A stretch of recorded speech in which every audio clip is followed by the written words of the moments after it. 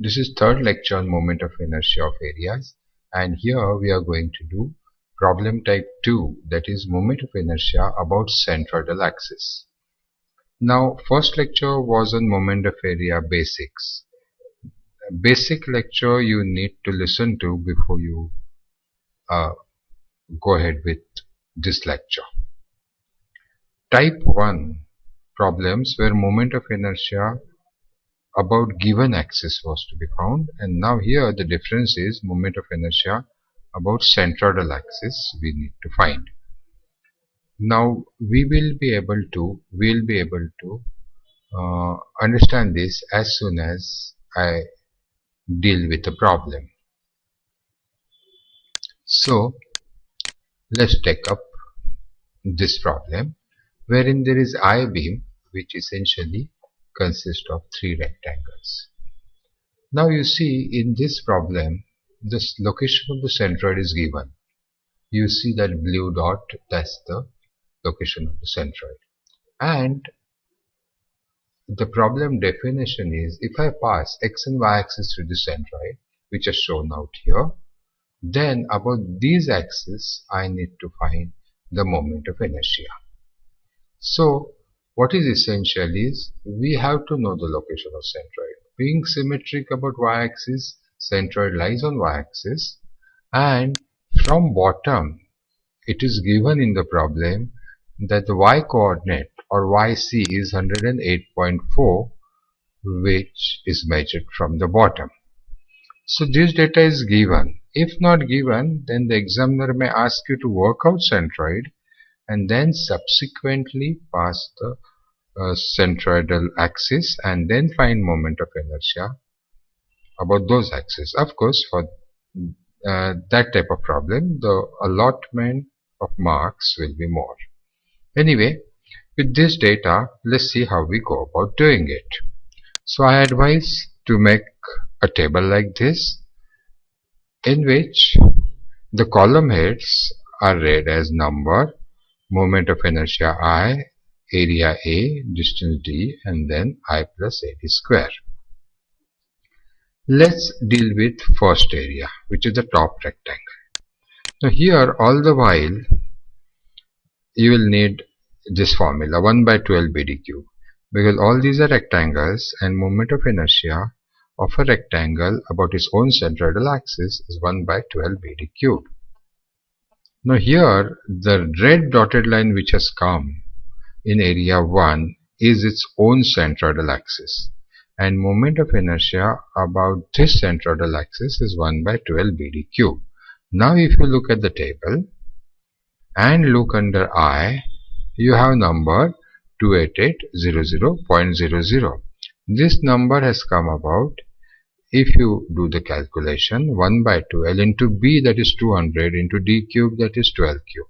You will get this number. Area is area of the rectangle, 12 into 200, that is 2400, and distance D, what is written as 84.6, is actually the distance between the red dotted line and the x-axis, which is the centroidal x-axis and which is the axis of interest.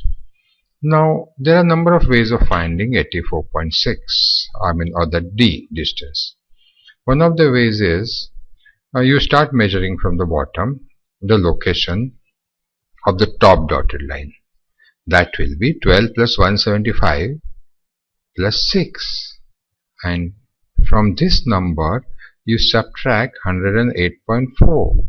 You will get 84.6, which is essentially the distance between the red dotted line and centroidal x-axis. Once you do that, you do I plus AD square. Now I plus AD square, under that in this first row in last column there is number 17205,984.00. This number is moment of inertia of the top rectangle about the centroidal axis. Now let's go to area 2, the vertical rectangle. We do the same thing for that. That is, we do 1 by 12 BD cube. 1 by 12 BD cube, B is 12, so 1 by 12 into 12 into 175 cube will give you 5359375.00. Then we talk about area 175 into 12, which is 2100, and then under D there is a distance of 8.9. You see, now this distance is the distance between the red dotted line, which is area 2's own centroidal axis, and x-axis of interest. How will it come about? Very simple. From 12 plus 175 by 2, you subtract 108.4 and you will get number 8.9.